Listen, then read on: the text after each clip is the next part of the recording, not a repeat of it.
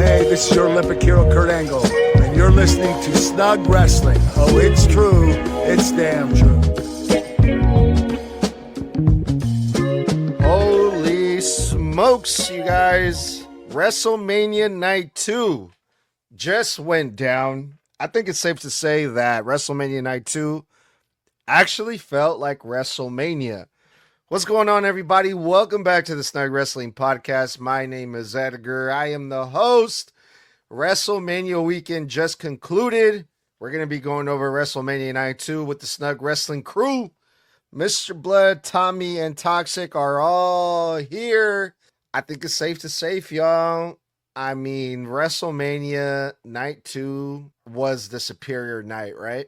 Yeah, absolutely. It was night and day. Genuinely speaking, I think we were all in agreement last night that felt more like a B tier pay-per-view card last night. Like the matches, the time. I mean, we found out that like out of the entire 3-hour, 50-minute show, that literally like what was it, like 93 minutes or 98 minutes of wrestling was what occurred over about 59 minutes to like 60 minutes of ads. And entrances were roughly around the same amount of time too. So on a 4-hour wrestling show, literally like 30% of it was wrestling. It was egregious. The main event, super polarizing last night. Cody and Randy, super polarizing. The card, extremely underwhelming. Every match needed another 5 minutes to get to a third gear and feel like they had definitive conclusions. Tonight, the first two matches, we were in the chat and we were all saying, this is a WrestleMania card. This feels like WrestleMania. Tonight, it was just such a massive difference. I'm starting to wonder if they even need 2 nights of Mania if one night doesn't know how to track itself properly to feel equally as good. The last time we had a Mania where it felt like both nights kind of stood on their own was genuinely WrestleMania 40. The last 2 years of Mania have just not lived up to a full weekend worth of card, and it showed last night. Tonight genuinely was so good that by comparison, I feel like it made night one look even worse.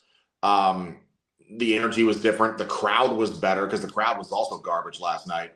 But overall, man, what an evening. We're on a 5-day run here straight for Snug Wrestling episodes and shows. We've been going strong since last Tuesday. We have a 6th day tomorrow to finally complete the run for Monday Night Raw's post-show review. And I'm so glad that night 2 picked up. But I don't think anybody's going to forget or stop talking about how bad night 1 was for a while.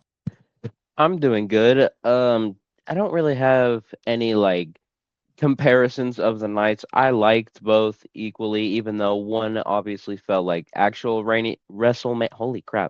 WrestleMania than the other did, but I still liked both cards, even if one was shorter and not as interesting as night 2 was. But I'm doing good. Yeah, overall, tonight definitely felt way more like WrestleMania than last night did. You could tell just right off the rip, right when Oba Femi came out for that first, that it felt a whole lot bigger than last night. So, honestly, I'm good with it at this point. Oh, yeah, man. It was a fucking lovely night 2 of WrestleMania. So much so that I got my wife, my daughter, and my son, they were all watching it with me, and they were all asking questions like, oh my God, what's happening? Who's this? Who's that guy who's fighting Brock Lesnar and this and that and the other? It was a really entertaining night. Lil Yachty was there. It was crazy. But we're going to talk about all of that. But because it's WrestleMania weekend, we're going to do something different tonight. Usually we go match for match in order, but tonight we're going to start off with the main event. We're going to cover CM Punk versus Roman Reigns because god damn it, this was a motherfucking war, bro, is what I felt like. It was back and forth. It was 50-50. It was unpredictable. My family was asking me, who do you think is going to win this? I had no idea. It was up in the air. It could have been anybody, bro. They had amazing spots, man. They had a great wrestling match. It was a really great main event. Obviously, this was my favorite main event compared to last night's, but we got a new world heavyweight champion, Roman Reigns. Roman Reigns defeated CM Punk. And as much as I hate to admit it, I was rooting for CM Punk, but it did not go as I expected. Roman Reigns is a new WWE World Heavyweight Champion, y'all. All right. First and foremost, by the end of this show, it definitely felt like last night on night one, Triple H it felt like he was getting all the TKO bullshit out of the way on night one to show them, hey, they're going to hate this, but sure, we'll do it your way. And on night two, we're going to do it the way that we've always done it without interference. And we're going to show you the difference between both nights. And everything from start to finish of this night, even the lower matches, I think proved WWE's way without TKO is the better way. Even tonight, I noticed less ads. But when it came to this main event, I asked Edgar to start because I wanted a point to make about this. And I want him to post this entire rant that I'm about to go on. It's going to be under a minute, so it can go on Instagram. CM Punk, though I loved this match, it was incredible, won early. No one is talking about this. Roman Reigns should have been disqualified the moment he hit him with the steps. The moment he hit Punk with the steps, that was the DQ. This was not a no DQ match. The ref was doing countouts and everything. The ref was doing rope breaks. The ref was doing all of that. The ref also then just randomly gave up on doing the counts at some point. CM Punk then also low blowed Roman, and people are probably going to focus on that. Man, he even went as far to low blow Roman. He was desperate. He still couldn't get it done. Oh, so you can nail me in the head with steel diamond plated steps, but I can't hit you in the balls?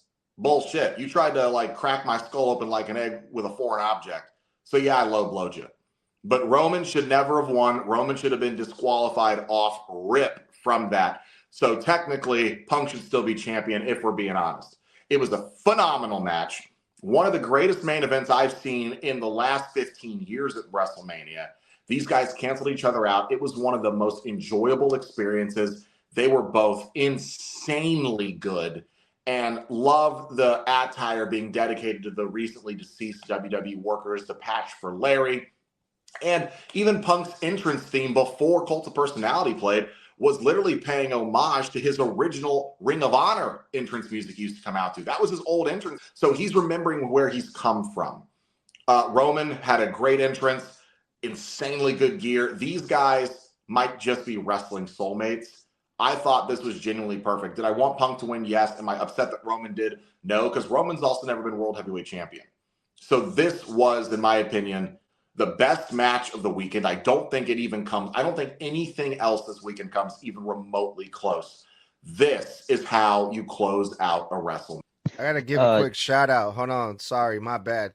Tony Stark said, I thought this was a no DQ match, because also he was like, what the fuck happened? Like, I thought, hello, referee, but it didn't really go down like that, did it? No, it didn't. I don't even remember what I was going to say. I was going to say something before that, but that's okay. Reigns bringing back his old theme needed to happen. Not that I didn't like his newer one that he had, like the one that he returned with at SummerSlam 2024 with, but this one just fit his character in the story way more. Plus, I mean, if you can even call him this, we got Thanos Roman 2.0 or Gold Glove Roman, whatever you want to call him. I like that Punk memorized Larry and all the past WWE workers on his jacket. For a second, I thought he was about to just come out with no theme whenever he did the It's Clobbering Time, but then the Cult of Personality hit. And this match was just crazy. I mean, I don't know why I'm stumbling on my words. Wait, hold on, Tox. So that was one of the things that I was trying to figure out. The names on CM Punk's jacket, I did not recognize them at all. Did you know, like, what's the story behind that? Do we know that, yes, or what's the point? I only got that from Blood. Yes. So the story is that all three members on his shoulder had recently passed away and were all either WWE directors of talent, WWE producers, and one of them was even a cameraman. They had actually recently dedicated several episodes of Raw to these gentlemen when they had passed away. His back, the crown, was dedicated to Harley Race, one of the people that that trained Punk and Punk idolized. His music was dedicated to his Ring of Honor entrance, and he had a patch dedicated to Larry on his shoulder or What on about his the chest. what about the Puerto Rican flag? That it was for AJ because his wife, I believe, is Puerto Rican. Okay, fair I enough. thought that was the Chicago flag. No, it's Puerto That Rican flag. That's the Oh, Puerto that's Rican what it- flag. No, That's he what it was had for. a Chicago flag on somewhere else on the jacket. I know that for a fact. It was either on the other Yeah. arm or a little bit lower. And then Someone told me, they were like, "Why does he have a Puerto Rican flag?" I'm like, "I'm pretty sure that's the Chicago flag." And then I saw it, and I'm like, "No, AJ is that's the Puerto Rican flag." Yeah, AJ's Puerto Rican. Nice. But Fair enough. getting into my thoughts about the match, I'm pretty sure this is the only match that throughout the entire WrestleMania show, like both night 1 and 2, this is the only match that they did something to the Spanish announce table. I mean, just rest in peace, Michael Cole's announce table. The ref just said, "Screw it, no countouts, I don't care." But genuinely, I don't remember the last time I've seen CM Punk do the running knee into the Bulldog.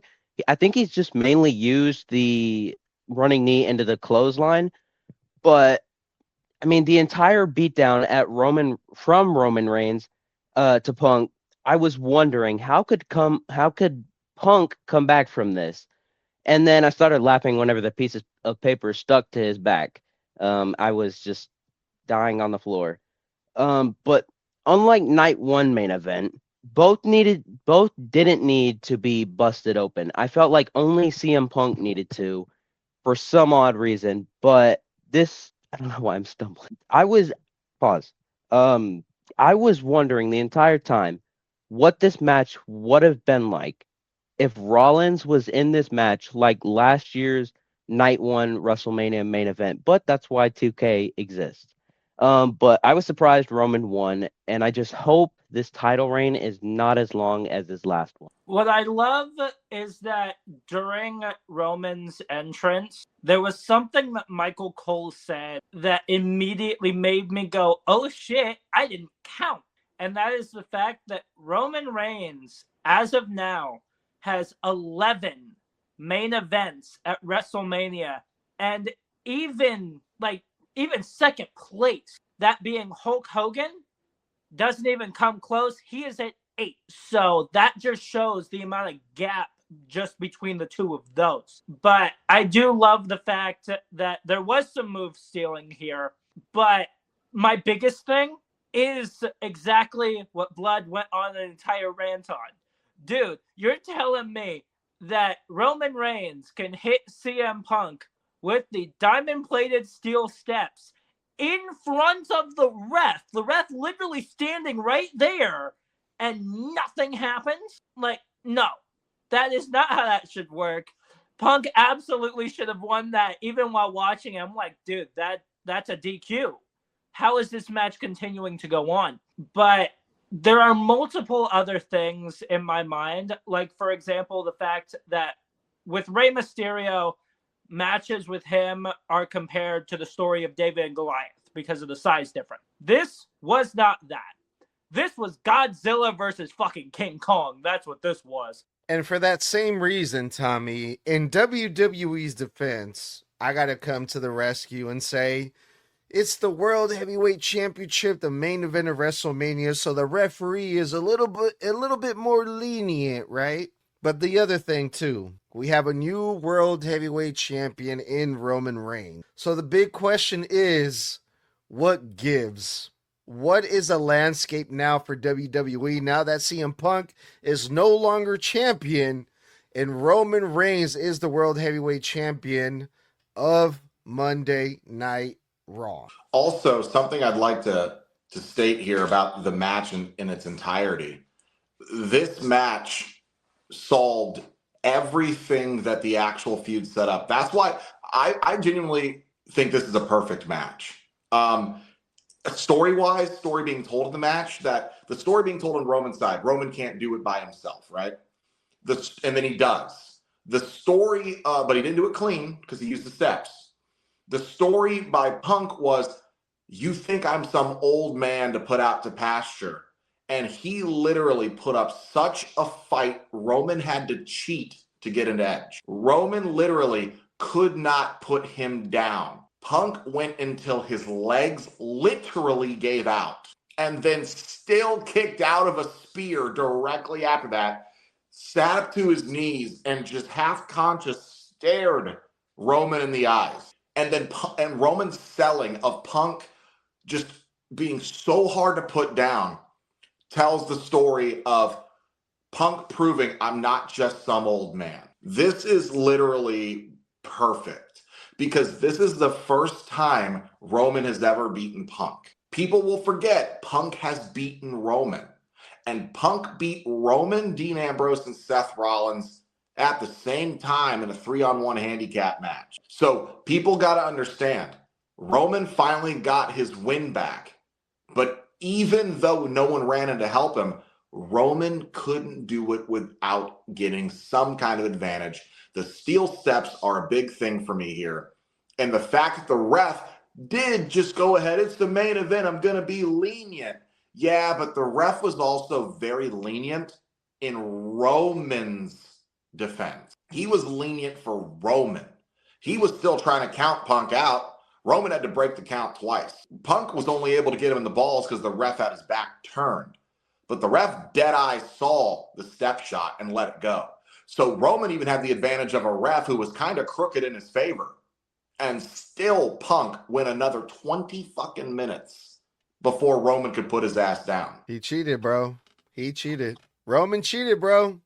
He did. I'm calling it right now, dog. He absolutely cheated. And that's when what I love is that fans are going to hearken on the fact, well, because they're going to let the steel shot chair go, but all the Punk haters, and you know who they are, who are Roman Glazers, are going to sit there and go, Punk got so desperate, he got his ass beat. He had a low blow. And Roman, he still couldn't win. Roman literally had to nail this guy in the head and bust him open, and still took 20 more minutes to put him down. Okay, but you didn't answer my question. What is Monday Night Raw going to look like now that Roman Reigns is champion? Okay. Is he going to show up? Are we going to see a fighting champion? That's what I want to know. Okay, so my thoughts are this. They're simple. If the storytelling remains smart, Punk is going to literally mention that he never should have lost the title because of but also because Punk is a punk and he's not a bitch, Punk is probably just going to let it go because they went to war. So Punk is going to come out, admit he was the better man. I'm wondering if Punk gets mauled by all the Samoans tomorrow because Roman said, hey, don't touch him until I'm done with McMania. The next night, whatever happens, happens. I'm wondering if that's happening. With Roman, he's on a part-time schedule. I'm wondering how long he holds it. I'm wondering how often it is that we don't see it. And I'm wondering if it's maybe Seth who's coming after him next, because now that Seth's done with Gunther, Braun Breaker's there. Are Braun and Seth going to feud on their way to getting the title from Roman? Hey, Seth Rollins did say, I never lost that title. That shit is mine. Boys, any predictions before we move on to Oba Femi versus Brock Lesnar? I think that he does get jumped by all the Samoans, being the Usos, possibly even MFTs, Nia Jax, definitely Nia Jax, maybe Zilla if he decides to show up or if he gets signed, and definitely Jacob Batu, and here's a maybe, probably Rikishi, because I did hear him get pretty pissed. Yesterday I was doing some digging and stuff, and I saw that Rikishi was pissed. So I could see Rikishi doing that, and then Seth and Braun both going after the title, both having Roman defending against both, and then that leading into a triple threat, Roman, Rollins, Breaker. I am also under that same boat where all of the Samoans attack good old CM Punk. But here's the big thing. There's one thing I wouldn't be surprised happened that honestly, I was shocked didn't happen tonight because I was kind of expecting it. As much as I hated to say it because he couldn't finish his last damn story, I thought that after Roman Reigns got the World Heavyweight title, that The Rock was going to come out and at least attempt to set up WrestleMania at Riyadh, since that didn't happen last year. But that did not happen tonight. What if that happens right after? What if CM Punk and Roman Reigns has another face-off? Punk admits everything and all of that. All of the Samoans come out, beat the shit out of him, and then the final boss is the final one out. Tommy, I know WWE is a fantasy, but also there's a reality to it. I'm more in line with what Toxic said, where he said Seth Rollins is gonna go after it. Braun Breaker is after Seth Rollins. What if we get Seth, going after Roman, which means Braun Breaker going after Roman? Holy shit, that is where the money is. Who gives a fuck about The Rock, bro? Bro, forget about that shit. That shit is... Toxic, you can say no one. People have been talking about this matchup for years. Bro, But you just hit the nail on the head, Tommy. Years. Look, if Bianca and Jade's ship has sailed, I feel like Cody, Roman's ship is definitely sailed. I don't think the fans give a fuck about Cena. I really don't think they do. The Bloodline story's over. The time to do Cody and Rock or Roman and Rock was literally a year ago. No one's going to want to see them set that up for another handful of months. The Rock also cut a shit ton of muscle and weight down for health reasons. So you're talking about The Rock having to get back into ring shape, which is not the same thing as getting into normal shape, and then had the time to promote all this shit while still doing his movie crap. It'll be a story that stops and starts and stops and starts again. We don't want at that point anymore. At that point, let's bring back Stone Cold Steve Austin and Triple H and The Undertaker and fucking Mick Foley. And we can have a handicapped superstar match between Undertaker's knees, Triple H's heart, The Rock's health conditions, Stone Cold's knees. We can have a geriatric match. Look, let's focus on the future. Yes, the future is Braun Breaker and the story that should happen with Roman, Seth, and Braun, is that those two are working to put Braun over and turning him into a bigger star and a bigger threat. That should be what that's about. It should be about the future. The Rock is the fucking past. And I got a feeling that even though he's the final boss, The Rock is surprising to see, yes, but he's going to get booed because he represents TKO. Everything that the WWE fandom, if you're not just a casual, fucking hates right now. Bringing him out, sure, it puts asses in seats, but it also might cause some go-away heat because the fans do not like TKO. Last night proved that. So I don't think bringing The Rock in does anything but sells a handful of more tickets. But it's just people are going to go, oh, great, here comes The Rock stealing the shine off of Braun Breaker, the up-and-coming star. No one wants to see Yeah. I mean, it worked for WrestleMania 40. We had a great finish for WrestleMania 40. That was a big blow-off. That was cool. But we saw John Cena be the host of WrestleMania, which felt like some fucking super corporate office guy. Didn't really feel like John Cena. He was even in a suit. He was in a suit, yeah, and he was like, I'm not running down the ramp. So it's like, okay, if The Rock comes back, he's going to do some shit like that. I don't need to see him fucking do the people's elbow and do all that shit anymore. Anyway, let's move on for the sake of time. Since we're speaking about the future, let's talk about it. Oba Femi versus Brock Lesnar. The opening match of WrestleMania 42, Night 2. Holy shit. From the lockup, from the very beginning of the match, goddamn, bro, two fucking beasts going head to head in a competitive wrestling match. This was not your typical fucking 2-minute Brock Lesnar match. This went a while, and it was back and forth, and Lesnar looked like he was about to get the win on Oba Femi. He hit Oba Femi with a F5 with no effect.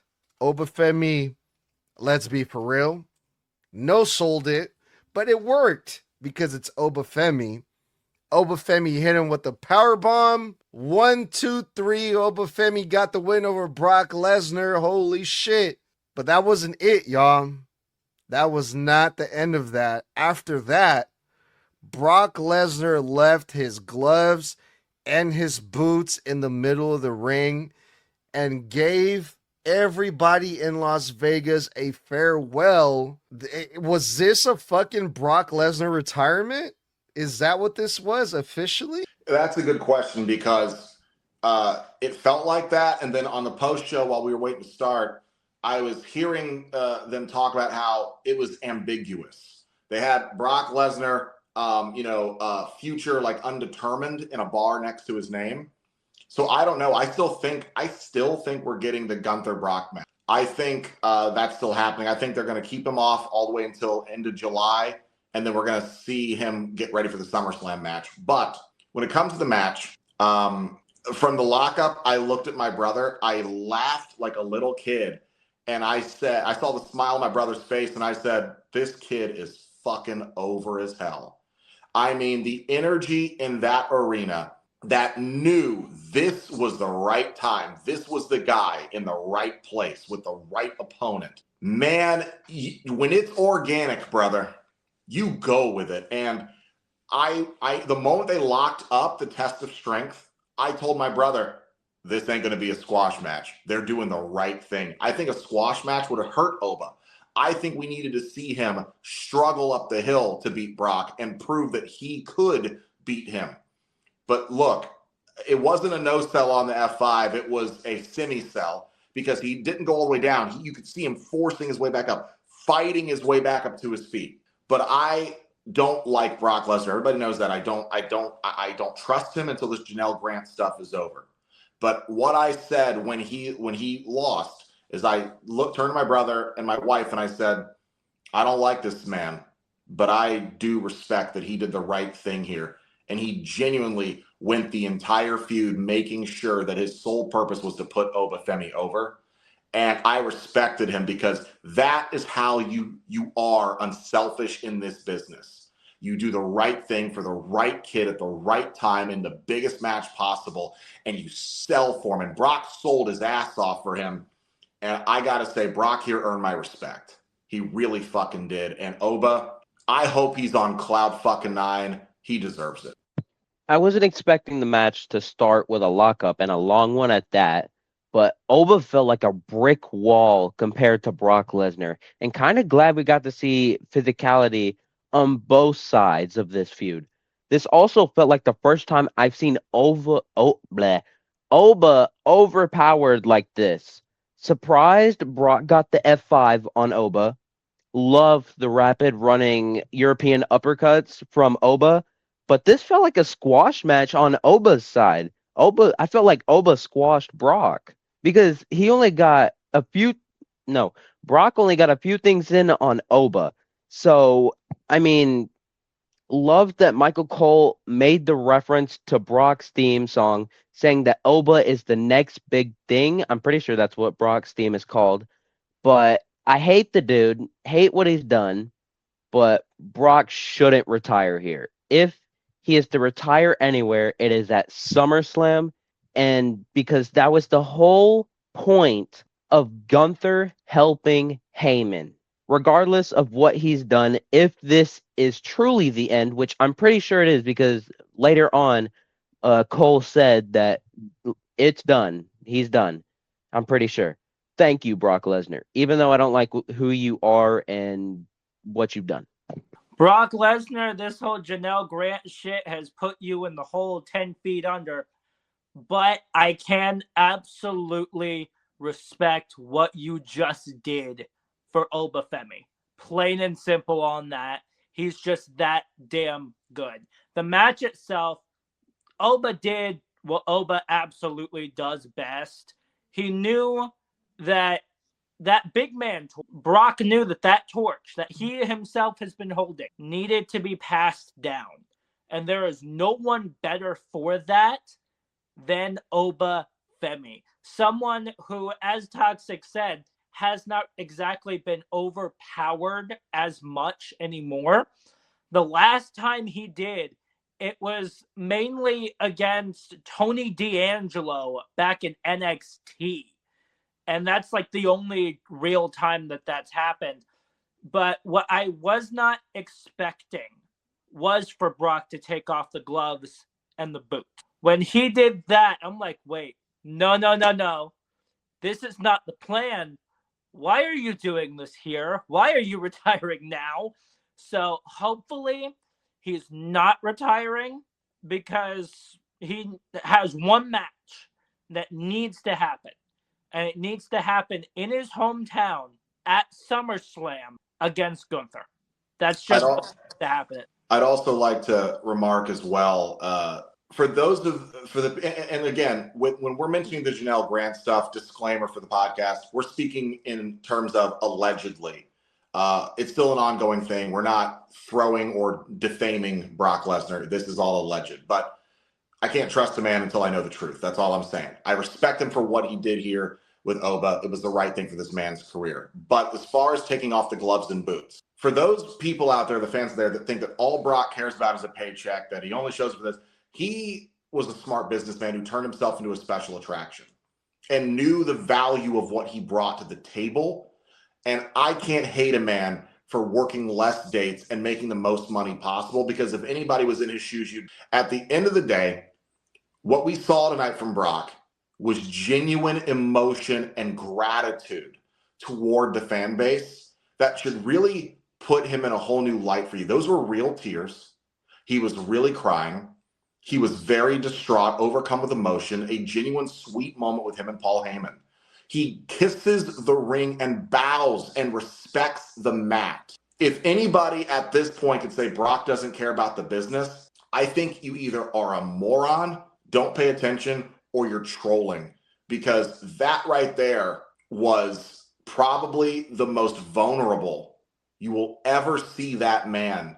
And I love that he didn't try to hide how much it really all truly meant to him. And the fans gave it right back in that building. And thank you, Brock. No, yeah, absolutely. I find it really hard to believe that this is Brock Lesnar's final match after all of his long career that he's had, everything that he's done.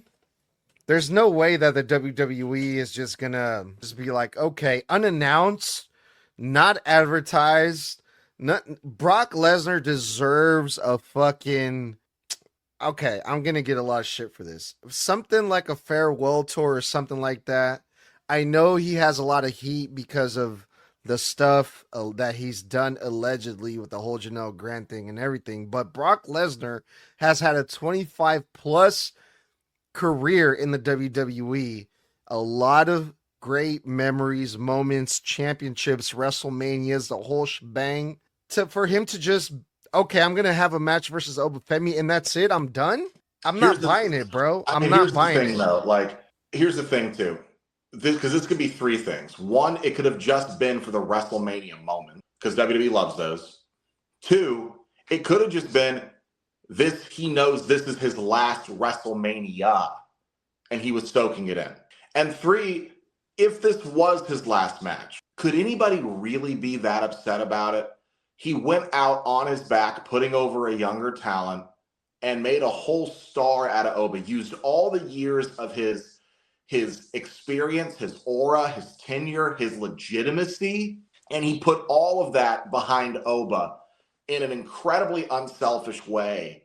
I'm just saying, let's just hypothetically say they scrapped the Gunther match. I would not hate if this was Brock's last match, because it was perfect, and he went out in a way that would mean the most to the guy that he put over. It's hard to look at this and then think about Gunther at SummerSlam and sit here, and because no one's going to convince me that Gunther retiring Brock does more for Gunther than it does for bullshit. This does way more for Oba than it could ever do for Gunther. Gunther's so established, it'll give him a notch in his belt. Oba just got here. It'll put a rocket on his fucking back. So personally, I'm going to be 100% honest here. I love the career killer gimmick. Yeah. I genuinely want this to be Brock's last. And you bring up a good point, but also on the other side, if that were true, Oba Femi retires Brock Lesnar. That's one hell of a fucking thing for Oba Femi to have under his belt. Stamp of approval. Exactly. Which means after retiring Brock Lesnar, Oba Femi has to go after Roman Reigns, right? Oba Femi's on Raw? Yeah, I believe so. I mean, it makes most sense.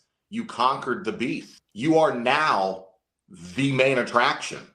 You are the beast. When it's a torch being passed, if you defeat the tribal chief in tribal combat, you become the tribal chief.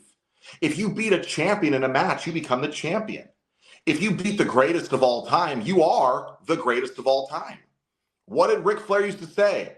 If you want to be the man, you've got to beat the man. Well, if you want to be the beast, you've got to beat the beast. And Oba did that. And I'd like to make a special point here. Think of all the guys in the last 10 years that have beaten Brock Lesnar. None of those wins did anything for those guys to the level that this will do for Oba. It didn't do much for Drew. It didn't do much for John Cena. It didn't do much for Seth Rollins, who beat him in 5 minutes. It didn't do much for, I believe, who also beat him at Mania during I'm pretty sure Braun Strowman might have. But the point is, all the guys who have beaten Brock, Cody, none of those wins mean this much to their careers that they will for Oba, because Oba's new. All those men were established. This means the most because this basically says, I beat fucking Brock Lesnar. You think I'm going for the IC title? Hell no. I'm skipping the line, bitch.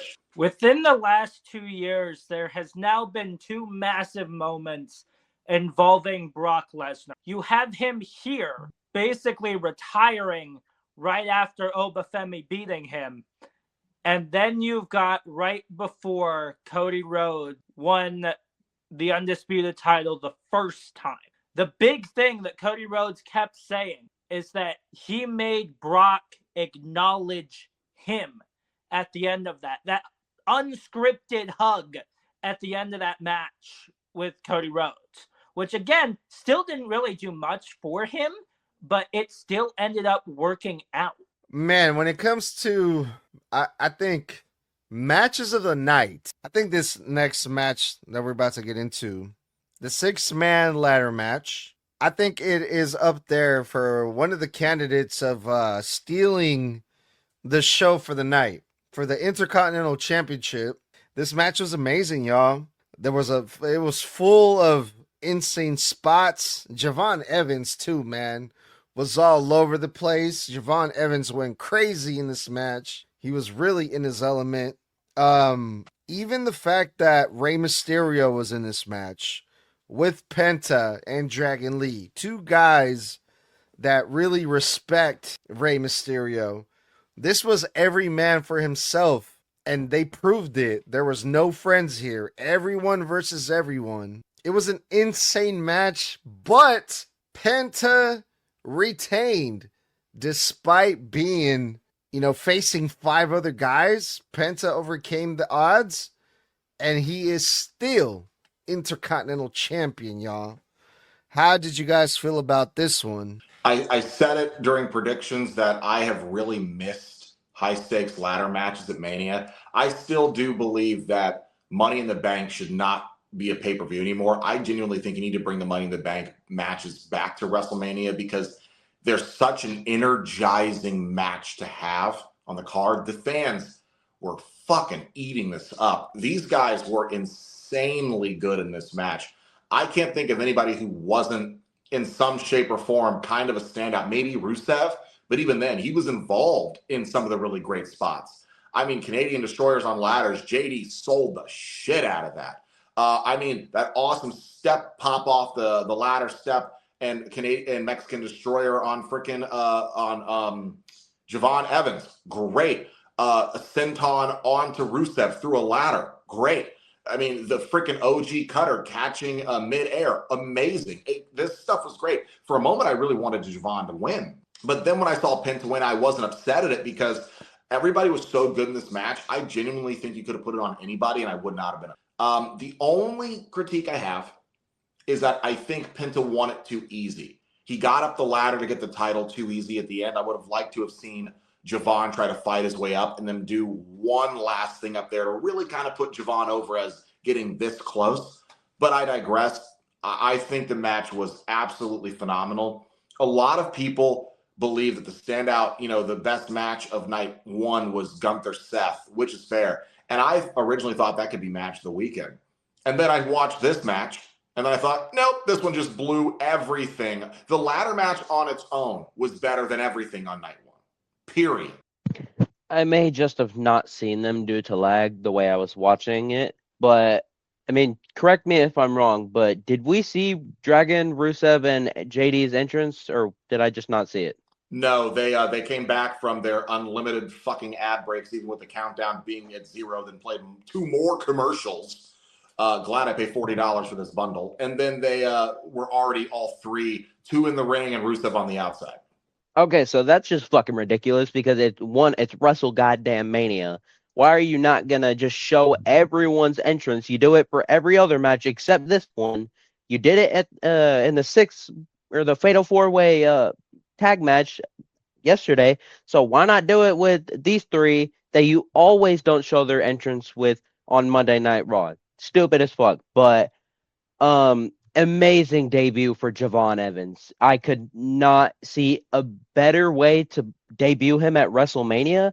I loved his gear. I don't know why, but his gear gave me SpongeBob vibes. I don't know why. It may have just been the pink and the yellow and the blue, but absolutely loved Penta's entrance and entrance gear.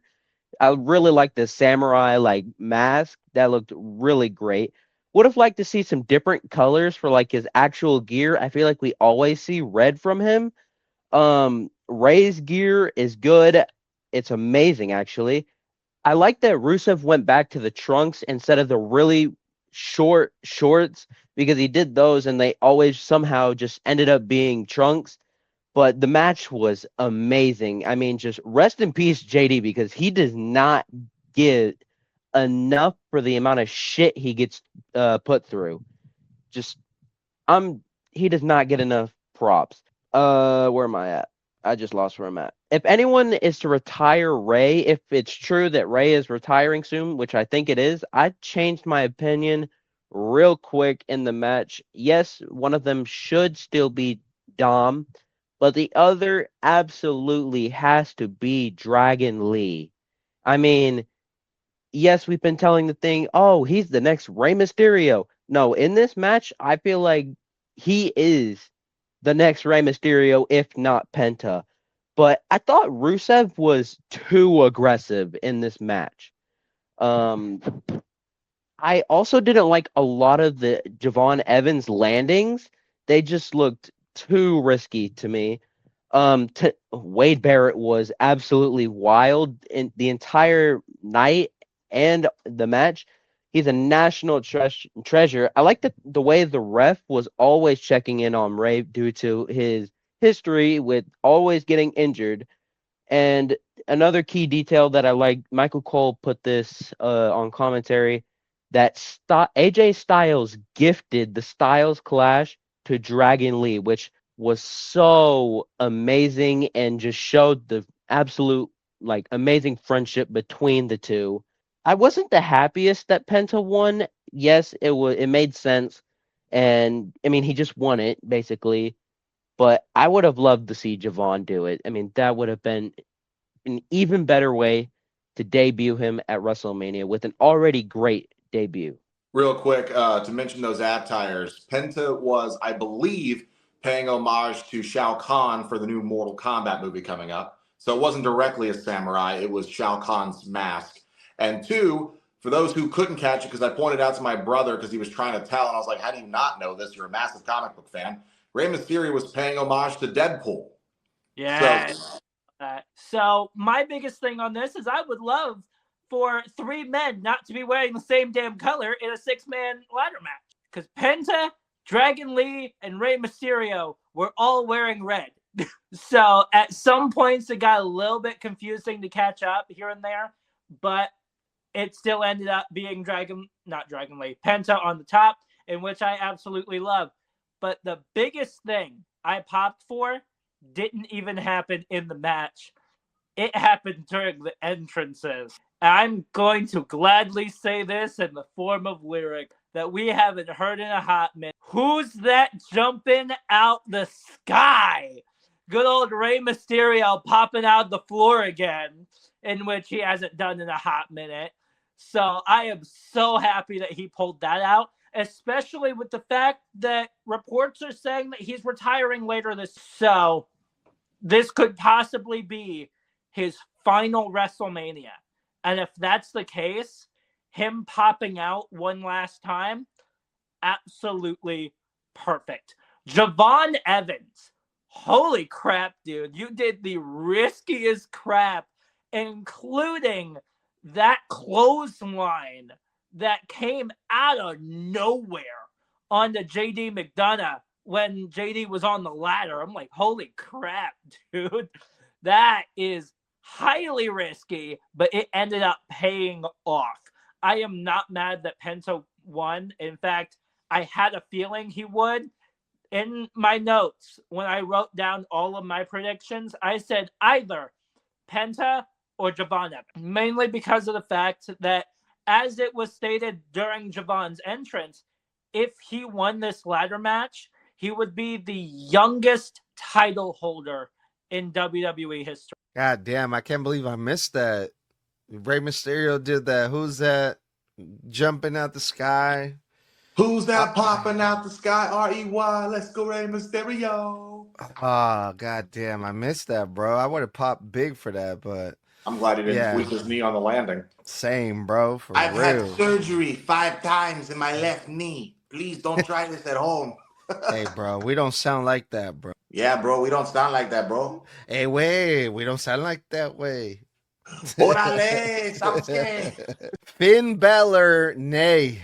The Demon versus Dominik Mysterio in a new... It was a no DQ match. Since when was this a fucking no DQ match? I had no idea until I started seeing these motherfuckers pull out chairs and fucking all kinds of shit. I was like, wait a goddamn minute, bro. Hold on. Pause. So Finn Bálor is doing the Demon. That's already a gimmick. And on top of that, they added another gimmick with the no DQ, bro. Like, seriously, dog, what are we doing, bro? I love Dom, I love Finn, but the fact that they added the no DQ stipulation to me kind of felt like the main point of this match was the Demon.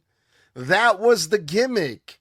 But they added the no DQ on top of that, and I was just like, okay, fuck this. I'm done. What did you guys think about it? I mean, if you want to be technical, it's all gimmick. They're all in a gimmick. The matches are a gimmick. So it doesn't really matter, in my opinion. But I thought the Demon shit was great. Thought Dom was fine, although I did not like the close-up of the throne they had him on because they did the over-the-shoulder.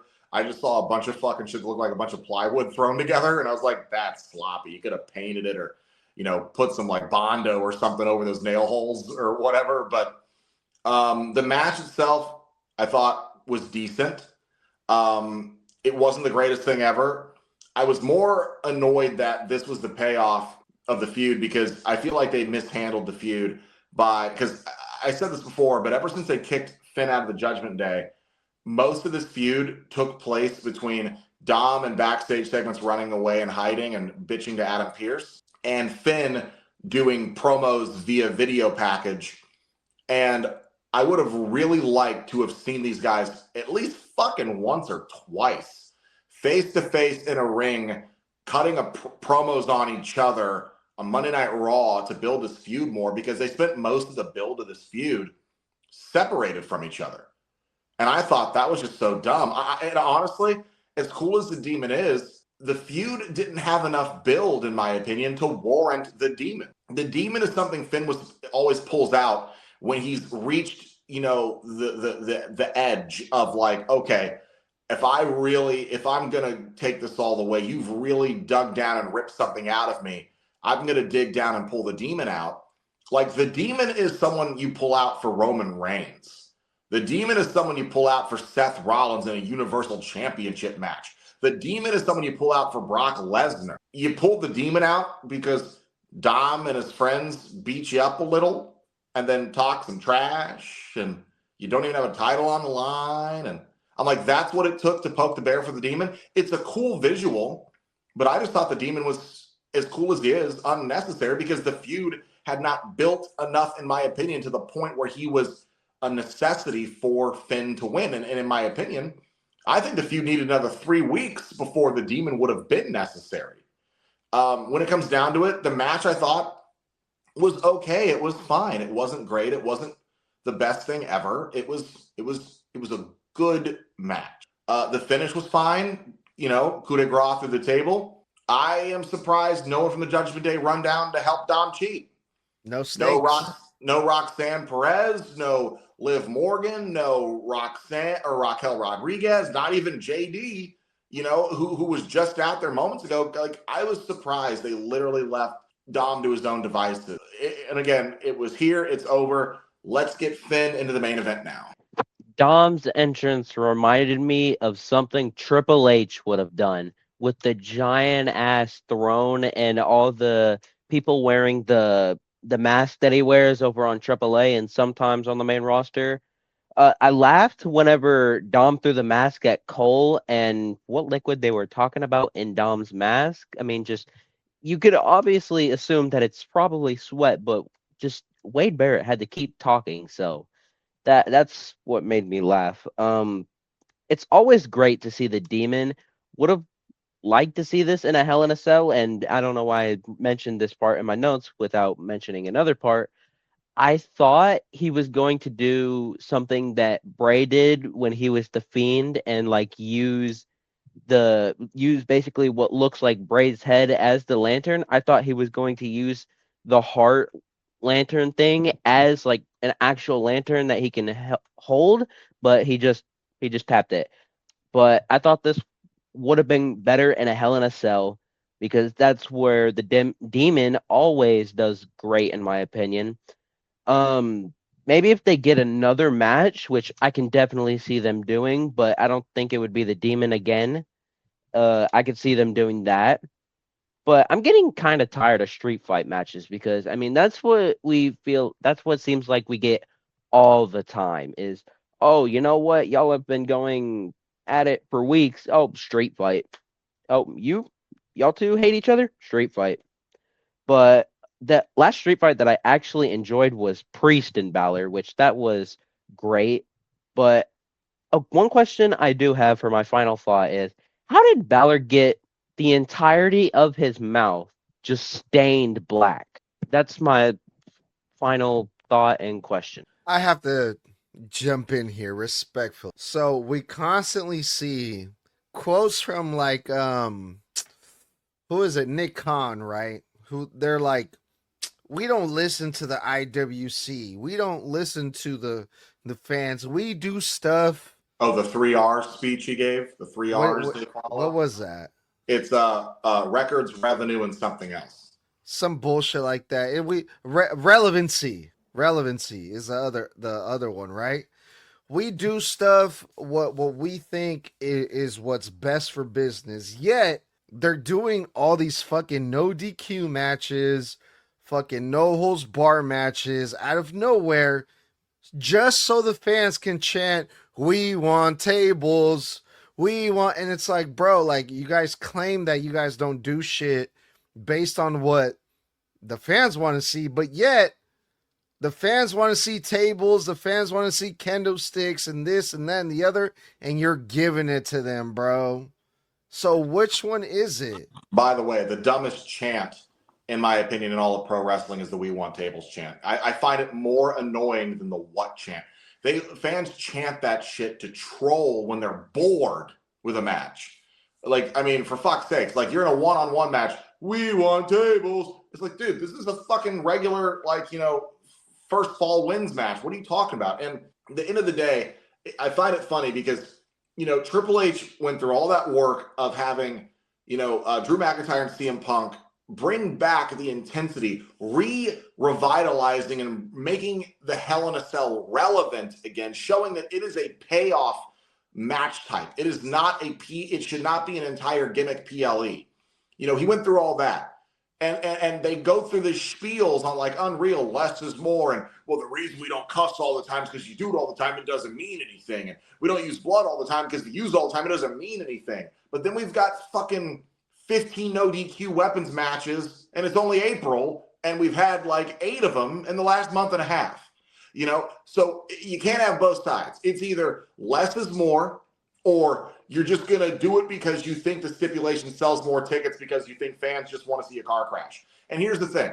Fans would want to see that car crash if you still had your diehard wrestling fans be the majority demographic in your buildings. But because you have priced out the hardcore fans, you are filling the stadiums with a fuck ton of casual who don't overly, yeah, it's cool the first time, but like your regular fans, like this is not ECW, you know? So pick a side, WWE. Either it's less is more, or we do it just because we ran out of ideas and we think it'll pop the crowd. What sucks the most is the fact that this street fight was just randomly in there. It was originally just Dominik Mysterio versus Demon Finn Bálor, which would have been a banger match on its own. And then all of a sudden, day of, guess what? You are street fight. Like, stop it. No, it did not need that stipulation. Just the two of them alone, mixed with the history that these two has had, that's all it needed. It didn't need the street fight stipulation. That's the problem right there, Tommy, right there. I don't mean to cut you off, but I'm going to make a point. They felt it needed it because they dropped the ball on the rest of the build. Had they had built this, had they had kept Dom and Finn at each other's throats since they kicked Finn out, had them face-to-face more, had them interfere, had them break up each other's matches, had them attack the other, had it get so visceral, had a pull-apart brawl, anything to build any of the other matches they built the same exact fucking way to ramp up the intensity instead of having Finn cut most of his fucking his promos on Dom through video packages and have Dom bitch to Adam Pearce for 4 fucking weeks and then run around backstage in the clubhouse. These guys never had a face-to-face promo after they beat Finn down. They never face-to-face after that. That was like a month and a week ago. Had they actually built this shit up, it wouldn't have needed the stip. But it needed the stip so fans would care more about it. And that's where they went fucking wrong. Sorry, Tommy. Go ahead. You're all good. But my girlfriend looks over at my phone while I'm watching Dominik's entrance, and she just looks at it and just goes, why does it look like there are a bunch of stormtroopers coming out? So it's because of how that mask is set up. It looks like a damn stormtrooper helmet, which is really funny to me. The fact that that was her initial response. But this match, I liked it. It was fine. The biggest thing was that all it needed was the Demon, a man that we have not seen at WrestleMania since WrestleMania 39 in Hollywood and that Hell in a Cell match against Brood Edge. So there's that. It did not need the street fight stipulation. No, it definitely didn't. I mean, I always feel like those types of stipulations, for the most part, nowadays are not needed, but sometimes they do, sometimes they don't. However, Jade Cargill versus Rhea Ripley for the WWE Women's Championship. At some point during this match, it turned into a 3-on-1 because B-Fab and Michin came out, but Io Sky came out to a huge pop to even out the odds. And what do you know? Rhea Ripley fucking defeated Jade Cargill, which that I was not expecting that at all whatsoever. I thought for sure I had my money on Jade Cargill, but Rhea Ripley said, Edgar, put your money where your mouth is, bro.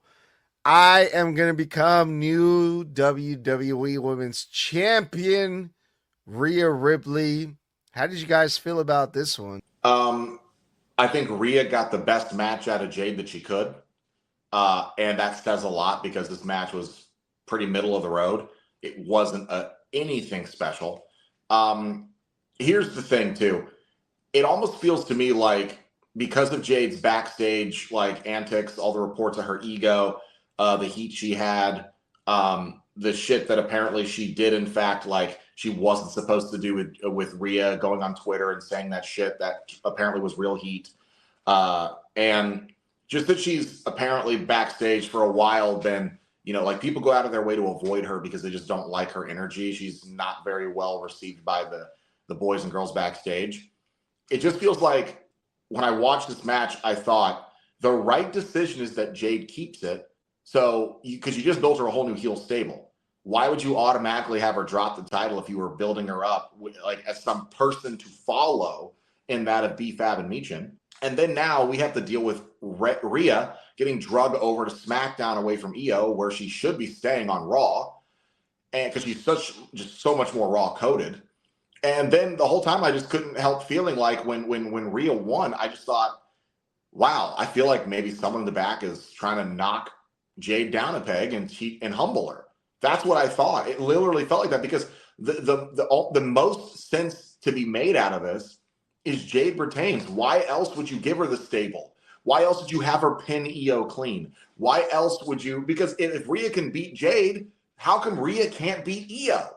But Jade can beat Io first try. It doesn't make sense. So I think that someone backstage or the writing or whatever, we're thinking, you know, we need to cool Jade off a bit. We need to knock her down a peg, humble her, you know, let Rhea have the title on SmackDown for a while so Jade can get an example of what we expect out of her. That's what this felt like to me because I genuinely don't think there was any reason to put it on Rhea. Rhea didn't fucking need. Yep, I think Jade is raiding Seth Rollins' closet because once again, what the fuck was she wearing? I mean, disregarding that, it's been a while since we've seen Rhea in an all-white attire, not counting her War Games because that was both white, black, and red. So don't come at me. I'm just kidding. Why would you come at me? Unrelated to this, I'd like to say that Alicia Taylor is a way better ring announcer than Samantha Irving was. I mean, yes, Samantha Irving had the energy, but Alicia actually feels like a WWE announcer to me. That's just in my opinion. But going on to the match, I like how, in my opinion, Jade felt better in the ring. Like, she didn't need anyone to call spots. At least I didn't see any of that for her. I like that spine buster that she did. Jade mocking Rhea by pinning Rhea, how she pins people. I forgot what she called that. The ending of the match was really clean. I liked Rhea sliding through Jaded into the Riptide, and thank God, no, not for the New Day, but that Jade is no longer champion. I could not stand through that anymore, and I am so happy that Rhea is champion. Rhea is champion. Thank God. Plain and simple on that. Rhea is just a better champion than Jade Cargill. Snug, you can give me the bird all you want. It's true. Rhea Ripley is a way better champion than Jade Cargill. Finally, that stupid ass experiment is over. Yeah, but now if I want to see Rhea, I got to suffer through 3 hours of SmackDown to figure out what part of the show. So boo for that because she's better on Raw. Raw's the better show. She's the biggest star in the women's division. She belongs in the biggest show of the fucking company. And also, give her to Tiffany Stratton. Yeah, and also here's Fuck no. Well, maybe Rhea can get a good match out of her. But also, here's the thing. I'm also just annoyed because at the end of the day, it should have been Jade so we could keep Rhea with Io because there needs to be some payoff to this. But also, I hate saying it. This is Rhea's worst WrestleMania match. Think of all the matches she's had at Mania with, oh God, what she had 2 with Charlotte. She had one with, the one last year was fucking fantastic. I mean, it's just when you look at all of those, that she's had since she's come up to the main roster. This shit is such a fucking downgrade because her opponent is turtle shit green Jade. I feel like she dragged Rhea's WrestleMania aura down. I really do. I'm clipping that. The biggest thing here, though, is I'm with blood on this, that if Jade can beat Io and Rhea can beat Jade, what the hell is she doing wrong that she can't beat Io? It makes no sense there. By process of the mortal triangle, Rhea should be able to beat Io Sky. She literally just beat someone who beat Io clean. Like within the last Look, Tommy, she should be. Here's the thing. She should be able to beat Io easy because she beat Jade with barely any difficulty. And Jade decisively dominated Io. This whole thing should lead. This whole thing should lead to Io versus Rhea, right? We're gonna have to see that match eventually. Yeah, but that means that Rhea would need to finally beat Io. But then you're killing Io's aura. No, it doesn't. Yes, it doesn't. because at some point, can you imagine for a PLE, Rhea versus Io Sky, Rhea Ripley, the WWE Women's Champion, has never been able to beat Io Sky. That's what I'm saying. But then in that match, you would need Rhea to finally do it. But then it's the continuity issue. Oh, I can finally beat you, even though Jade ran through you like wet toilet paper on free TV. And then I basically kicked her ass at WrestleMania with barely any difficulty, even though it took me fucking 25 minutes to beat Charlotte Flair. It just doesn't make sense. This is also going to kill Io's aura. She lost 2 matches in a row last week, one of them to Jade, one to Kairi Sane. And now she's supposed to go on and lose to Rhea? Come on. No one cares about Kairi Sane, first of all, man. But the record books show that Io has now lost to her. I would pay to see Rhea Ripley versus Io Sky. I would. I would too, but not if it's a detriment to Io's aura and everything they've done with her, because you can't just put her on a losing streak. Come on. She is 0-2. You're right. The biggest thing that needs to happen is a draft, as we've been saying for the past year. Seriously, like that's gonna happen. Like, yeah, sure. Seriously, like that's gonna happen. But at this point, it is desperate. It needs to happen. There's I agree about it. I agree. I told my brother earlier, the moment that Rhea won, I said, please do a draft so Rhea can stay on Raw. I literally said, please let Rhea stay on Raw. Fuck. I don't mean to interrupt, but remember with the drafts, champions stay on their brand, so she would stay on SmackDown. They change the rules every 5 minutes. I hope they can change True. This. Fuck. All right, let's move on. Let's move on. Before we get out of here, I completely skipped one of my favorite matches of the night. We got a new United States...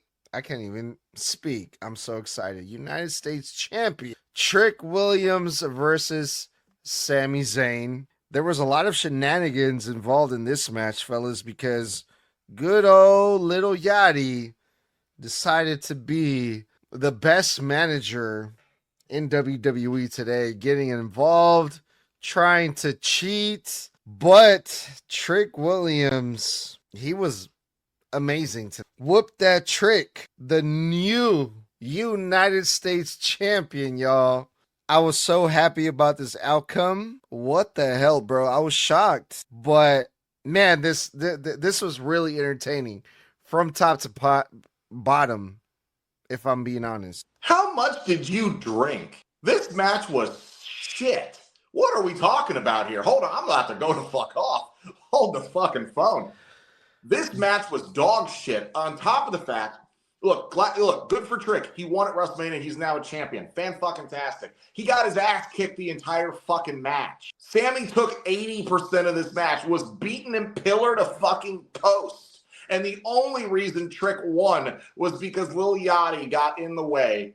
But literally, Sami was beating the fucking shit out of Trick. He dog-walked him.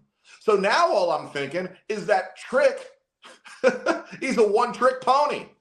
Like, what I'm thinking is that when this match ended, the first thing I thought was, wow, Trick got lucky. Trick got lucky with the trick shot. He needed help to beat Sami. That's what I thought. He not only did he get his ass beat by Sami for 80% of the match, he then needed help to make sure that he won. It made Trick look weak. He's a great character, phenomenal performer, amazing. He was going to lose, and he was losing hard until Little Yachty got involved. What are we fucking talking about? Glad the match is over. Glad Trick's the champ. Good for him. He did not. I do not buy him as a champion when you get your ass beat this hard after a month of talking shit. I'm talking about the greatest United States champion of all time, Trick Willie Baby. That's what I'm talking about right there. He Not even close. defeated Sami Zayn clean all by himself with no help whatsoever. That's what I'm talking about, baby. Except you literally set this up and mentioned the help from Little Yachty. Oh, did I? Yes, you did. Okay. Mr. Contrarian. Go ahead, Tox. Yeah, Snug, you need to drink some water. I think you're a little bit too drunk. No, that's bad for you. Yeah, I know. I'm not stupid. But I like Sammy's gear. Trick's entrance was underwhelming as hell. I thought it was going to be some massive ass entrance, but it was just Little Yachty. That's underwhelming as hell. I did like his massive ass jacket though. It looked like some shit that you would see at a wedding. I miss Booker T on commentary though, going to like when the crowd is doing whoop that Trick, what? Whoop that Trick. Yeah, I miss that. That's just prime Trick Williams. Lil Yachty ain't doing it for me. I just don't like him whatsoever. I feel like if you want to give Trick Williams a good match with the United States Championship, either give him Carmelo Hayes or the newcomer, and what I think is going to be the future of SmackDown in general, Royce fucking Keys. That is a good match. Trick Williams versus Royce Keys. You can't tell me that wouldn't be a good match. This match at first felt like a match you would see on Raw or SmackDown, but then it felt like a Mania match to me, like in the later going of the match. I am starting to get annoyed with Sami, and that's because of the whole, I don't know what I did wrong. Genuinely, I don't even know what he did wrong. But it's just the underdog story, time after time after time after time again. Just give the man a world fucking title, and Trick deserved the United States Championship. Sammy's going to go the next year without a title and then get the fucking world title or something at Mania next year. Because Riyadh, Saudi Arabia, ladies and gentlemen. But I hated this match so much, I only wrote one thing down, which is that I was shocked that there was no Carmelo Hayes to be seen whatsoever. You're telling me that you get screwed out of the United States title by a man that is in this match and you do nothing to get your lick back for that? Nothing at all. At the grandest stage of them all, where you could definitely use even an appearance, you do nothing. I was shocked that Carmelo Hayes was nowhere to be seen. The weakest match of the night. But my biggest thing on this, other than that, is Trick Williams' entrance. We were all expecting this massive thing, but no. All we got was the same turntable that he's been on for the last 2 weeks and a giant bride veil following him around. On the live that I was watching, someone legitimately commented, "Here comes the bride." Just because of the fact that that's exactly what it looked like. Y'all don't know fashion if it came and smacked y'all across the face, do you? Trick Williams had the best ring gear entrance / wardrobe in the history of no, I'm just kidding. Yeah, it was a little bit extreme too, but it was entertaining. Yeah, we got a new US champion, good old Trick Willie. It's gonna be interesting because I mean, I think it's safe to say Carmelo Hayes is most likely going to come after him, but also I would like to see Sami Zayn still in that United States title picture coming after Trick Williams. I think this match could have benefited from a few things. I mean, this match, it's not the weakest of the weekend. I think the weakest match of the weekend, when I really turn around and look at it, I think the weakest match of the weekend is Liv versus. But I think that this might be the second weakest match of the. Just no Carmelo. This match could have heavily benefited from a double turn right here. This was the perfect place to do a double turn of Sami and Trick. But man, if you're talking worst match of the night, I never thought that I could give Jade Cargill a leg up on anything, no matter how. But she had Rhea, who worked her ass off to make Jade look good. This right here was Trick for months talking shit, got his ass beat for 80 to 90% of the entire match, looked like a chump, needed a rapper's help to distract Sami to get a win for a title. He looked so weak, and that made this match weak as hell. How you gonna talk? I'm supposed to believe that you can be a world champion? You were getting your ass beat by a guy who has lost every world title opportunity he's ever had, and you got your ass beat by that guy that you shit on for a month and a half. Dog shit. Fair enough. Do we want to talk about Danhausen's WrestleMania moment, or should we just call it? I would rather claw my eyes out with a spoon. All right, take us home then. Thank you guys for kicking with us here on another episode of Snug Wrestling. 5 days in a row, we have been out here covering wrestling news, and tomorrow on Monday Night Raw, after Raw, will be the review for that as well. It is the Raw after Mania. Some say it's always the biggest Raw of the year. So let's see what happens. Maybe the Bellows turn on Paige. Maybe somebody returns. Maybe some things happen. But if you want to join us tomorrow, you can kick it with us every Monday, Wednesday, and Friday night after Raw, NXT, and SmackDown go off the air respectively for live post-show reviews. Always on our social medias here on Apple and Spotify, YouTube Live, Instagram Live, and Facebook Live, of course. And always on Thursdays, we do one-on-ones for random and relevant wrestling topics with myself, Mr. Blood, and the head of Snug Wrestling, Edgar. Of course, this week, we will, though, be on the YouTube, Instagram, Facebook, Apple, and Spotify because we have a special guest. So we will not be on TikTok Live. But, of course, thank you guys, as always. Support the podcast by heading over to tpublic.com, tpublic.com/snug-wrestling. to pick up your Snug Wrestling merch and support the channel. Of course, there's always segment-to-segment reaction content on all of our social media. You can follow us anywhere and everywhere. And guys, thank you for hanging out with us for this entire WrestleMania weekend. That is WrestleMania 42 in the book. Some lows, some highs, but we will catch you in the next one tomorrow night. So that's one time for the one time. I said, boys, that was 4 letters. 4 letters. One word. One word.